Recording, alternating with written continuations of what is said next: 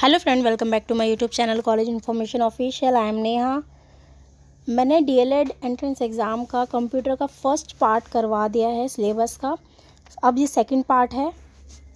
Second part में मैंने आपको बताया था कि सेकंड पार्ट में मैं आपको शॉर्टकट कीज़ करवाऊंगी और फर्स्ट पार्ट में मैंने आपको फुल सिलेबस करवाया है डीएलएड एंट्रेंस एग्ज़ाम में जो आपका कंप्यूटर का आने वाला है, ठीक है, वो करवाया है।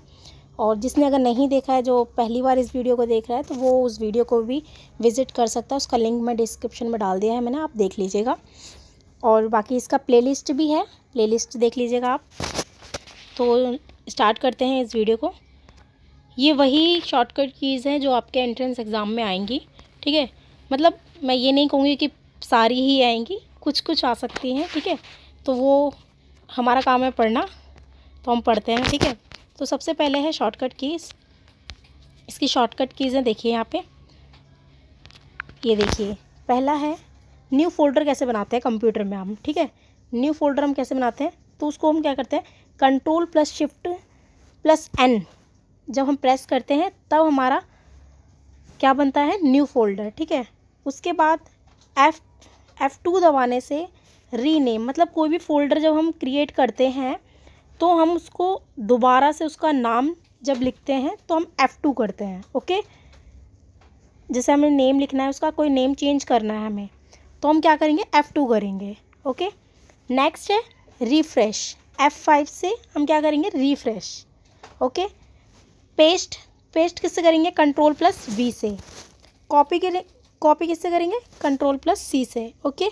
ये शॉर्टकट कीज़ हैं कंप्यूटर में। जब आप जैसे कंप्यूटर यूज़ करते हो, तो जो यूज़ करते होंगे उनको पता होगा, लेकिन जो नहीं करते उनको थोड़ा प्रॉब्लम हो सकती है। लेकिन आप जैसे कंप्यूटर वगैरह में चेक करेंगे, जैसे करके देखेंगे, तो आपको समझ आ जाएगा। किसी भी चीज़ को कॉपी करेंगे तो कंट्रोल प्लस C से, ओके। जैसे फ़ोन में हम करते हैं, कॉपी कर लेते हैं तो वो C लिख के आ जाता है, अगर आपने देखा हो, मोस्टली होता है। तो उसी तरह से ये फिर आगे बढ़ते हैं। Without name folder. अब ये विदाउट नेम फ़ोल्डर क्या है, ये होता है जैसे कि हमने कोई फ़ोल्डर क्रिएट किया, ठीक है। जैसे मैंने बनाया कॉलेज के नाम से बनाया, ओके। जैसे मैंने कॉलेज के नाम से बनाया, कोई फ़ोल्डर क्रिएट कर लिया मैंने, लेकिन अब मुझे उसका नाम हटाना है। मुझे कोई नाम से नहीं करना, ठीक है। मुझे उसके नाम को क्या करना है, हटाना है। तो मैं क्या करूँगी, विदाउट नेम फ़ोल्डर बनाऊँगी। कैसे, पहले हम क्या करेंगे, देखिए, पहले हम करेंगे control plus shift plus N को प्रेस करेंगे। उसके बाद ये प्रेस करने के बाद आपका फ़ोल्डर क्रिएट हो जाएगा, ओके। फ़ोल्डर क्रिएट हो जाएगा। उसके बाद हम क्या करेंगे, ऑल्ट प्लस 255, ओके, इसको प्रेस करेंगे। उसके बाद हमारा, फिर हम एंटर करेंगे, सॉरी एंटर लिखना भूल गई मैं, यहाँ पे एंटर कर देंगे। उसके बाद जब हम एंटर कर देंगे तो हमारा फ़ोल्डर क्रिएट हो जाएगा विदाउट नेम के, ठीक है। कोई नाम नहीं होगा उसका, ओके।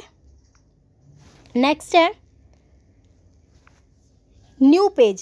जब भी हम कोई जैसे वर्ड पैड चलाते हैं, नोट पैड चलाते हैं, या कोई भी चीज़ चलाते हैं कंप्यूटर में, तो हम न्यू पेज को लाने के लिए कंट्रोल एन को प्रेस करते हैं, ओके। ओपन करने के लिए, किसी भी फाइल को ओपन करने के लिए कंट्रोल प्लस O को प्रेस करते हैं।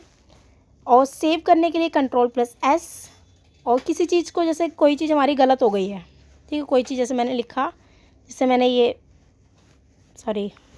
जैसे मैंने यहाँ पे लिखा सेव, ओके, जैसे ये मेरी गलत हो गया, ठीक है। तो मुझे क्या करना होगा, कंप्यूटर का बता रही हूँ मैं ये, ठीक है। कंप्यूटर में मैंने कोई भी चीज़ लिखी और मेरी की स्पेलिंग सेव की जगह मैंने G लगा दिया, A की जगह, ठीक है। तो मुझे क्या करना है, इसको कट करना है। मैंने पूरा ही कट कर दिया, तो मुझे क्या करना होगा, कंट्रोल प्लस X को प्रेस करना होगा। किसे, कंट्रोल प्लस X को, ओके। नेक्स्ट है, किसी भी चीज़ को फाइंड करने के लिए हम क्या प्रेस करते हैं, कंट्रोल प्लस F। और कोई भी चीज़ रिप्लेस करने के लिए दोबारा से, ठीक है, रिप्लेस करने के लिए कंट्रोल प्लस H। प्रिंट करने के लिए हम दो ऑप्शन करते हैं, पहले तो कंट्रोल प्लस P, उसके बाद F2 को आप प्रेस करने से प्रिंट भी निकल जाता है, ओके। नेक्स्ट है सेलेक्ट ऑल करना है, तो हम क्या दबाएंगे, कंट्रोल प्लस A। और हमें कोई भी चीज़ दोबारा से सेव करनी है, जैसे मैंने कोई फ़ाइल सेव कर रखी है ऑलरेडी, लेकिन मुझे इस फाइल को दोबारा से, मैंने इसमें कोई चीज़ और ऐड करी है, ठीक है, एक पेज जैसे मैंने अपना कोई एक और पेज इसमें ऐड कर दिया, तो मुझे इसको दोबारा से सेव करना है। तो मैं क्या करूँगी, सेव एज मतलब F12 करूँगी। क्या करूँगी, F12, ओके, F12 करूँगी। नेक्स्ट है शट डाउन। जब हम कंप्यूटर को शट डाउन मतलब बंद करते हैं, तो बंद करने के लिए शॉर्टकट की है Alt+F4, ठीक है, क्या है, Alt+F4, ओके। फिर है बोल्ड, मतलब कि जैसे कि मैंने ये लिखा, ठीक है, इसको मुझे और बोल्ड करना है, और इसको ज़्यादा मतलब गाढ़ा एक तरह से, है ना, इस तरह से देखो, ऐसे, ठीक है, ऐसा करना है। तो मैं क्या करूँगी, Ctrl+B, ओके। अब मैं नेक्स्ट है अंडरलाइन। अंडरलाइन करने के लिए क्या करूँगी, कंप्यूटर में से हमने लिखा, ठीक है, ऑनलाइन, ओके, ऑनलाइन लिखा हमने। अब हमें इसके नीचे लाइन लगानी है, तो हम क्या करेंगे, Ctrl+U दबाएंगे, ओके। नेक्स्ट है फुल स्क्रीन करनी है हमें कंप्यूटर की, तो हम क्या करेंगे, F11 दबाएंगे। अब है कोई भी फाइल को मतलब क्लोज़ करना है, हमने कोई फाइल ऑन कर रखी है, कोई भी फाइल ऑन कर रखी है, उसको हमें क्लोज़ करना है, उसको बंद करना है, तो हम क्या दबाएंगे, Ctrl+W, ओके। अब है बॉर्डर, ठीक है, बॉर्डर जैसे हमें किसी भी चीज़ में बॉर्डर लगाना होता है, तो हम क्या दबाएंगे, जैसे कोई फाइल बनाई है उसका हमें बॉर्डर बनाना है, ठीक है, कोई पेज लिखा है हमने उसका बॉर्डर बनाना है, ओके, या फिर हमें किसी लाइन, कोई लाइन लिखी है हमने उसके नीचे बॉर्डर लगाना है, तो हम क्या करेंगे, Alt+H+I, ओके, हम इसको प्रेस करेंगे, ठीक है, तो हमारा क्या बॉर्डर लग जाएगा। नेक्स्ट बॉर्डर हटाने के लिए, तो हम क्या करेंगे, Alt+HBN, इसको हम एक साथ प्रेस करेंगे, ठीक है, जैसे हमने पहले Alt कर दिया, Alt प्रेस करने के बाद H, B और N, इन तीनों को साथ में प्रेस करेंगे, उसके बाद हमारा बॉर्डर हटेगा, ओके। नेक्स्ट, अच्छा एक चीज़ और, आप लोग ये सोच रहे होंगे जो लोग कंप्यूटर नहीं चलाते उनको थोड़ा प्रॉब्लम होगा, तो मैं उनको बता देती हूँ। जैसे ये कंट्रोल और ऑल्ट है, ये ना आपको कीबोर्ड के अंदर ही दिखेगा, अगर आपने कीबोर्ड अगर ध्यान से देखा हो, ठीक है, क्या कीबोर्ड ध्यान से देखोगे अगर आप, तो लास्ट में सबसे कोने में होता है कंट्रोल, ओके, और जो स्पेस बार होता है हमारा, स्पेस बार, उसके पास होता है क्या, ऑल्ट, ठीक है। यहाँ विंडो होती है और विंडो होती है और सॉरी 3 ही होते हैं आई थिंक, मुझे मतलब वह स्पेस बार के पास होता है, ठीक है, अब मुझे इतना ध्यान नहीं आ रहा, लेकिन यहाँ पे कंट्रोल होता है, ठीक है, उसके पास उसके ऊपर होता है यहाँ पे हो गया स्पेस बार, आपका ऑल्ट, और जो F4 जो मैं बता रही हूँ, F4 हो गया, F5 हो गई, ये आपकी फर्स्ट लाइन में होते हैं यहाँ पर, ठीक है, ये ध्यान रखिएगा। उसके जस्ट नीचे क्या होता है, नंबर्स होते हैं, उसके बाद आपके अल्फ़ाबेट्स होते हैं, ओके, और इस साइड पे नंबर्स होते हैं अगर आपने ध्यान दिया हो, ठीक है, बाकी आप गूगल पे देख सकते हैं, बहुत आजकल तो गूगल पे सब मिल जाता है, ठीक है, ओके। बाकी हाँ, ये एक चीज़ और, आप लोग ये सोचेंगे क्या प्लस भी प्रेस करना पड़ता है, नहीं, प्लस प्रेस नहीं करना पड़ता, कंट्रोल को दबाते हैं, और जैसे हमें कोई भी चीज़ जैसे N है, ठीक है, हमें न्यू पेज लेना, तो कंट्रोल दबाएंगे, उसके बाद N दबा देंगे, ठीक है, प्लस आपको दबाना नहीं है, एक चीज़ ध्यान रखना, ठीक है, प्लस नहीं होता है, ठीक है, बस प्लस लिखा जाता है, बस होता कुछ नहीं है, ठीक है, इसका यूज़ नहीं होता। बाकी तो आगे बढ़ते हैं हम, अगर आपको देखो कोई भी चीज़ नहीं समझ में तो पूछ लीजिएगा कमेंट करके, बाकी मैं कोशिश कर रही हूँ कि आपको सब समझ आए। ये है एक्सटेंशन, जैसे हम कोई भी वर्डपैड चलाते हैं, नोटपैड चलाते हैं, या फिर MS पेंट चलाते हैं, MS एक्सेल चलाते हैं, MS वर्ड चलाते हैं, या पावर पॉइंट चलाते हैं, तो उनकी क्या होती है, एक्सटेंशन होती है, मतलब शॉर्ट नेम, ठीक है, जैसे आपका कोई नाम है, आपको उसका शॉर्ट कर देते हैं, उसी तरह इनका भी कोई शॉर्ट नेम है, ठीक है। तो जैसे वर्डपैड है, उसका यहाँ देखिए ब्रैकेट में लगा रखे अंदर है .trf, इसकी फुल फॉर्म ज़रूर याद रखिएगा, ये पूछ सकते हैं आपसे पेपर में, तो प्लीज़, ठीक है, जिन जिन की है मैंने आपको बता दी है, लिख दी है मैंने यहाँ पे, आप देख लीजिएगा। तो .trf मतलब वर्डपैड की है ये, रिच टेक्स्ट फॉर्मेट। नोटपैड की है .txt टेक्स्ट एडिटर, ठीक है, text editor, okay. MS paint की है .bmp bitmap picture, okay. फिर है एक्सेल, एक्सेल की है MS एक्सेल, ओके। .xls इसकी दो हैं, ठीक है, एक तो .xls और .xlsx, ओके, ध्यान रखिएगा। और फिर है MS वर्ड की, MS वर्ड की है .doc मतलब डॉक्यूमेंट, ठीक है। और पावर पॉइंट की है, पावर पॉइंट की है .ppt, ठीक है।